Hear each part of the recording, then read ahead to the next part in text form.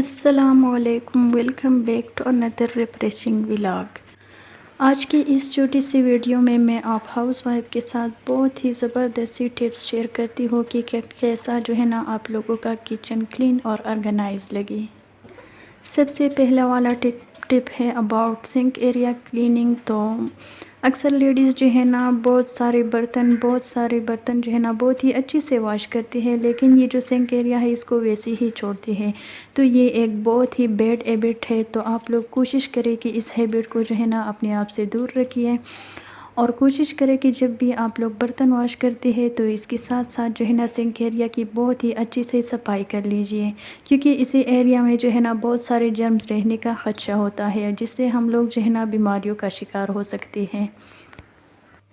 چلتے ہیں اپنے ٹپ نمبر 2 کی طرف، جو کہ آرگنائز کچن کے لیے بہت ہی مسٹ ہے۔ تو ویسے تو ہم سارے ہاؤس وائفز ہم ساری لیڈیز ایسا نہیں ہے کہ ہم کام نہیں کرتے ہیں، بس ہمارے جو کام کرنے کا جو طریقہ ہے وہ الگ الگ سا ہوتا ہے۔ تو اس لیے میں کوشش کرتی ہوں کہ اپنی اس چھوٹی سی ویڈیو میں آپ لوگوں کو دکھا سکوں کہ یہ دیکھیں میرے جو شیلف ہے اور اوپر جو دیوار ہے تو وہ کتنی اچھی سی شائننگ اس میں آ گئی ہے۔ تو اس کو تو میں ہر روز صبح کے ٹائم جب ناشتہ ہو جاتا ہے تو میں کپڑے کی مدد سے اس کو صاف کرتی ہوں، لیکن ویک میں ایک دفعہ میں اس کو پانی کی مدد سے صاف کرتی ہوں۔ تو اسی سے بھی کافی حد تک جو جرمز وغیرہ ہے تو وہ ختم ہو جاتے ہیں، اور میرا جو کچن ہے وہ بہت ہی کلین اینڈ آرگنائز نظر آتا ہے۔ اور یہ تو آپ لوگوں کو پتہ ہی ہوگا کہ عورت کا اگر سلیقہ مندی دیکھنی ہو تو اس کا جو کچن ہے وہ دیکھ لیجئے۔ تو اس کے ساتھ چلتے ہیں اپنے ٹپ نمبر 3 کی طرف، جو کہ بہت ہی ہیلپ فل رہے گا کافی سارے ہاؤس وائفز کے لیے۔ یہ دیکھیے میں نے شیلف تو اچھے سے کلین کیا ہے، واش کیا ہے میں نے، لیکن ابھی تک یہ ڈرائی بالکل بھی نہیں ہے۔ تو جب تک یہ گیلا رہے گا تو بہت سارے جو چیونٹیاں وغیرہ، بہت سارے چھوٹے چھوٹے جو انسیکٹس ہے تو اس کے آنے کا بہت زیادہ خدشہ رہتا ہے۔ تو اس کے لیے میں اس کو کپڑے کی مدد سے اچھے سے ڈرائی کرنے کی کوشش کروں گی۔ اور جب شیلف اچھے سے ڈرائی ہو جائے گا تو میرا جو کچن ہے وہ بہت ہی نیٹ اینڈ کلین ہوگا۔ تو اسی کے ساتھ چلتے ہیں اپنے اگلی ٹپ کی طرف، جس پر آپ لوگوں کا کوئی بھی پیسہ بھی نہیں لگے گا اور آپ لوگوں کو پسند بھی ضرور آئے گا۔